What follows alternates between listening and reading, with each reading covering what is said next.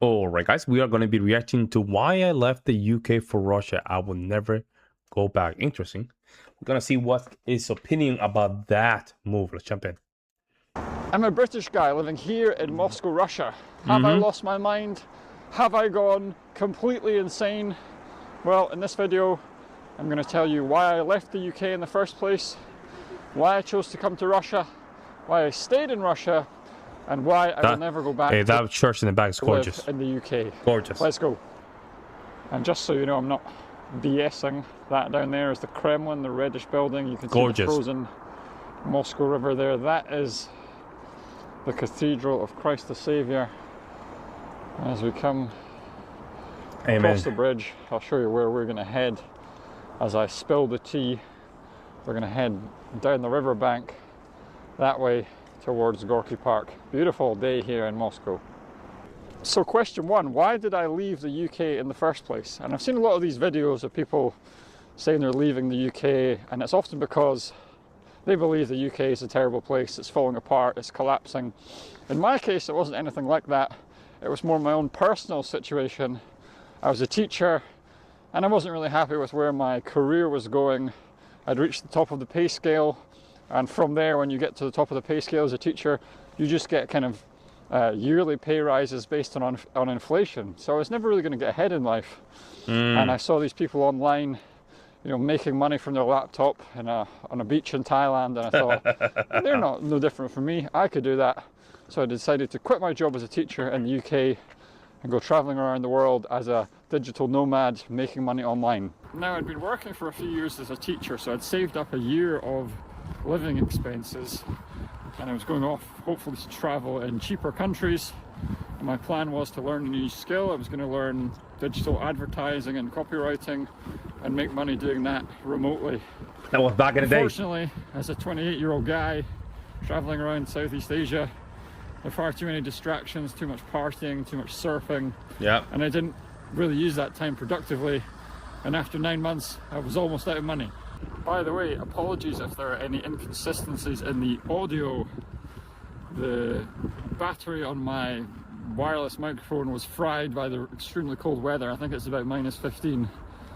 My phone battery also died, but I've got a charger for that. It's really cold here today. Check out this guy, powering through the ice at quite a speed. Wow. Now, when I realized that I'd almost run out of money, I was actually living in... I was gonna say, do people practice ice fishing in that lake right there in Moscow? Let me know in the comment section below. Saigon in Vietnam. And I was playing for an expat football team there. And one of the guys on the team said to me, you know, if you're a teacher, qualified teacher from the UK, you can get a really good job in an international school here. And you can get good pay and benefits. They'll pay for your housing, your insurance and all that sort of stuff. And that's something that I never really thought of, but I started looking around and said, yeah, this is a real thing. That's a really cool option. The only problem I had was that most international teaching jobs start in August or September when the school year starts. And I needed a job right then, in December. So I only had 1 or 2 options. And I ended up taking a job in Tashkent, Uzbekistan of all places, on a short-term contract to cover somebody's maternity leave. And when that contract in Uzbekistan was ending, that is when Russia came into the picture. I actually had 2 job offers to start in 2017. One was in Spain, in Pamplona, and one was in Russia, in Moscow. And the deciding factor was money, really. It was money. The job in Russia paid twice as much as the one in Spain. I wanted to start saving up money again, so I chose to come here to Moscow. I'm gonna head back along this way because I'm getting close in the other direction. Oh, that's gorgeous. They still have noisy roads. I think this was like 3 weeks ago, so it makes sense. They were probably still like kind of. In a minute, I'm going to show you something very Christmas interesting. If I can find it, I'm sure it's down that way somewhere, if I remember correctly.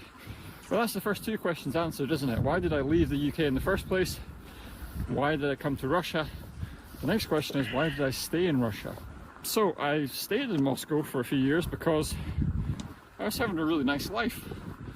I had enough disposable income, I was saving money, I was living in a very nice apartment in the center of Moscow.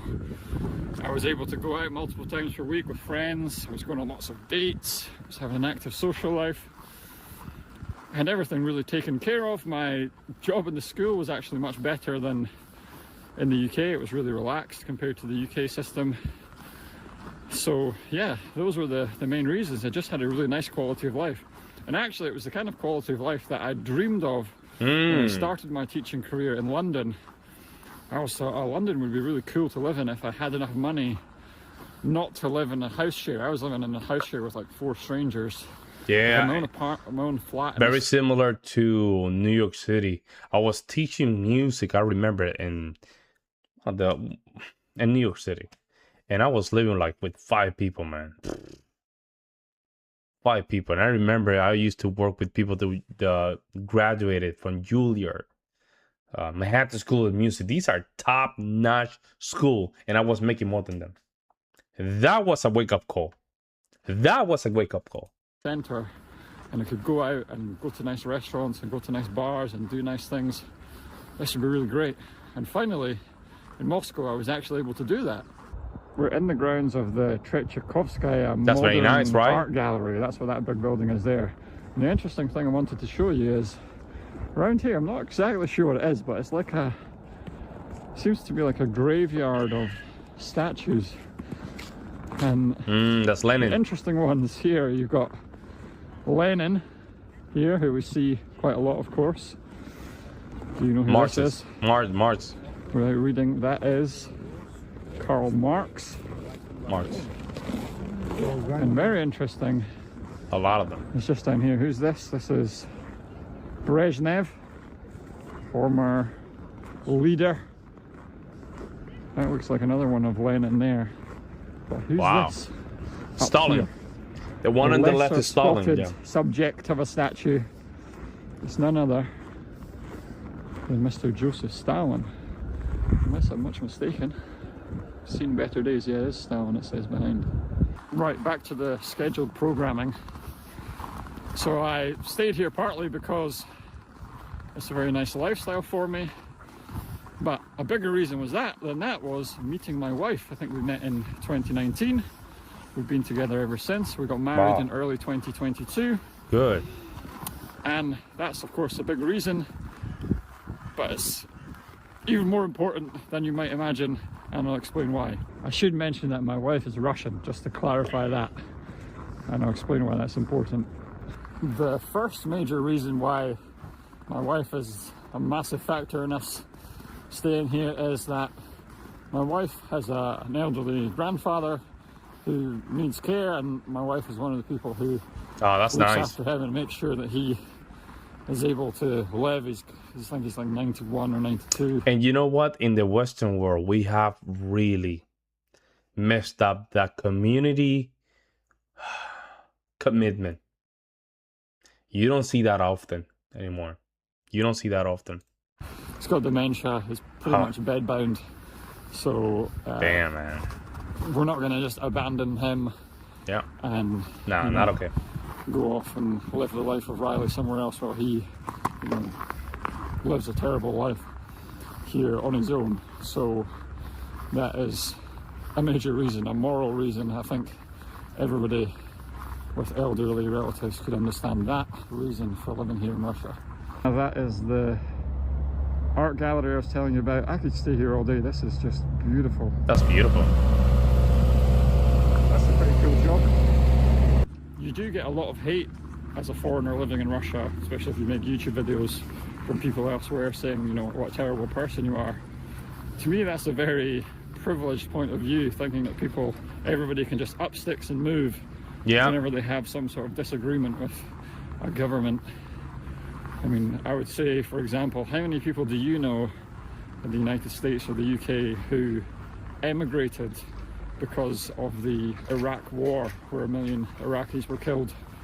I personally don't know many. I know a lot of people, well, I actually don't know that many people, but I know that many people in general went and protested in London and Edinburgh and places like that. They went and they stood with their placards, but how many of them uprooted their entire life and went and lived in another country because they were against that particular illegal war? I personally can't think of any. That's beautiful. Now, as I mentioned at the start of the video, I'm not one of these people who feels that the UK is a terrible place and it's in terminal decline. I would have no problem at all going to live in the UK, well certainly Scotland, not England, no disrespect if you're from England, just prefer to live in Scotland. And it is actually something that we have explored before the grandfather's health declined. We explored going to live in the UK, and unfortunately my wife couldn't get a visa. The UK wouldn't give her a visa to go and live. They wouldn't even actually give her a visa to visit. Wow. So I've been with my wife for almost 7 years and she's never met either of my sisters. That's sad. Which is a pain point for me. And that is sad. I do feel a sense of betrayal from the government in the UK that they could do that to me. That I could not believe it when this all transpired and we found out that it's not going to be possible to go and live in the UK. I was shocked. I thought this is a mistake, but it's true. And yeah, I'm very grateful to Russia that they let me come here and live. I didn't have to do any, I had to fill in a few forms, but I didn't have to provide any kind of evidence of anything. Wow. Or financials or anything like that. But they're being very kind to him. Very simple process. So yeah, they're being very kind to Russia, but I'm, I have to say, angry at my own government that they won't let me live in my own country with my own wife, who speaks great English, by the way, is university educated, would be a great asset to the UK. So I'm just going to switch hands here. Meanwhile, well, bro, why not come into the United States? You guys, both of you guys can still work from home. You still can do your stuff from online and live in the middle of nowhere here in the United States. We have land, man. We have so much land here that, you know, even Russia is a good place to stay. Why do you want to go back to the UK? I'll get on to, should I mention this? That's kind of, I don't know. Should I bite my tongue? Let's just say, how do you think I felt when I went back to the UK without my wife to visit my family, because my wife couldn't get a visa. From the airport I go to the bus station in Glasgow, get off the bus, and the first thing that happens to me is somebody comes up to me and starts, you know, pestering me for money in broken English. And then as I walk through Glasgow to my sister's flat in the West End, one of the nicest areas of Glasgow, you know, I see multiple people sitting, begging, wow, not speaking English properly. Bunch of immigrants.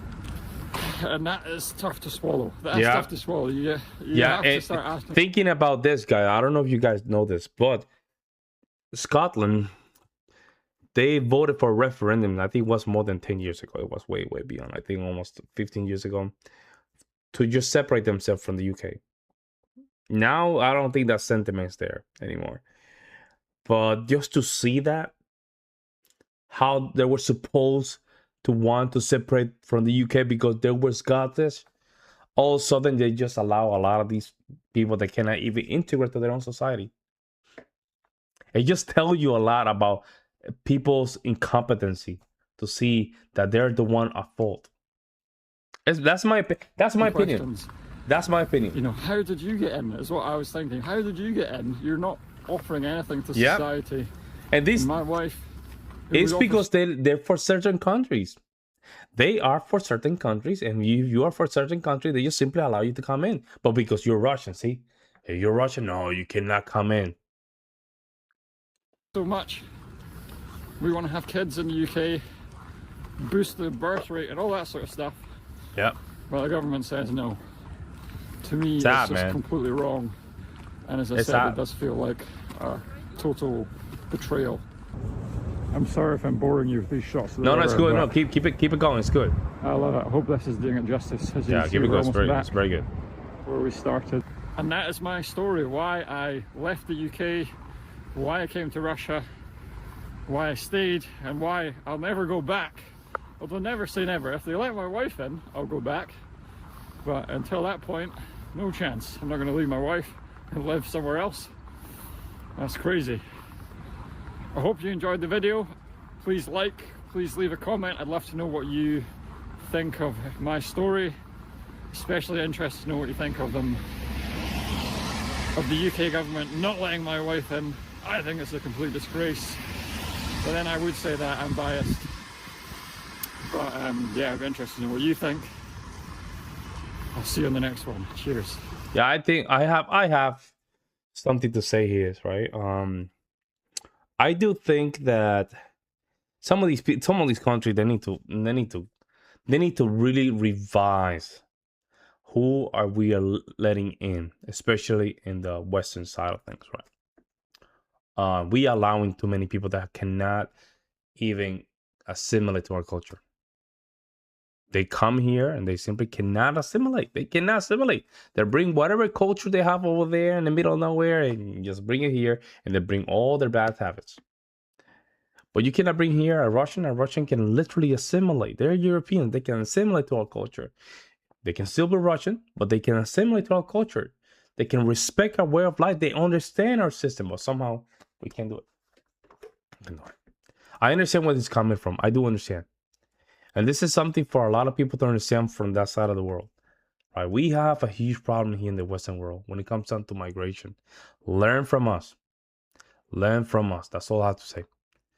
Hey, hopefully everything goes well and his wife and him can figure out what's going on. I really wish him well. Let me know what you guys think. I'll see you next one.